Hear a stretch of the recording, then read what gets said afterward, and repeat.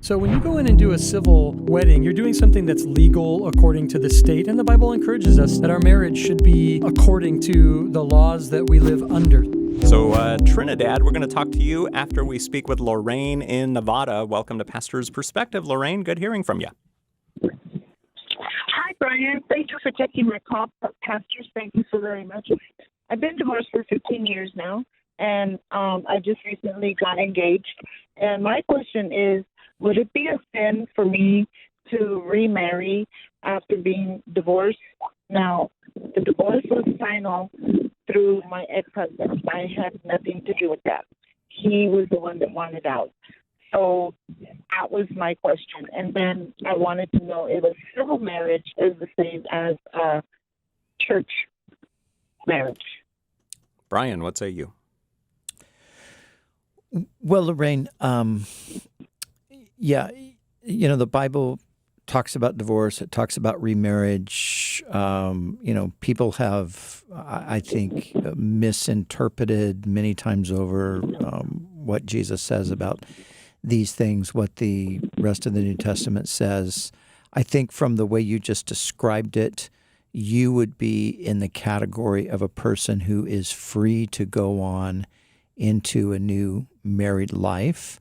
The way you expressed it, your husband divorced you. He made the decision. He wanted out of the marriage. You don't have any control over that, and you don't have any culpability in regard to that. So Paul gives, instruction about when you go ahead and are remarried, being remarried in the Lord.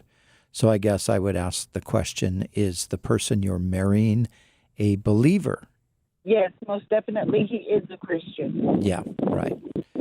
Yeah, and 15 years, that's a long time. And so I don't see any biblical basis for you not being able to be remarried in the Lord to a Christian man.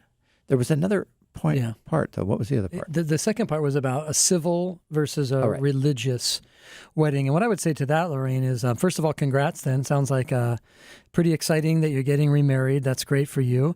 Hope you guys have a great, great wedding and marriage. And a civil ceremony is included in a religious ceremony in the sense that usually a pastor is an ordained minister, has the we often say things like, like for instance, for those of us here in California, by the authority of, Jesus and the state of California. So when you go in and do a civil wedding, you're doing something that's legal according to the state. And the Bible encourages us that our marriage should be according to the laws that we live under. So yes, a civil wedding is good. You can make even a civil wedding religious in the very nature that you and your fiance both believe in Christ, and you're bringing God into your marriage. So if you guys are just planning on a civil ceremony, that's fine, but you can bring Christ into even a civil ceremony.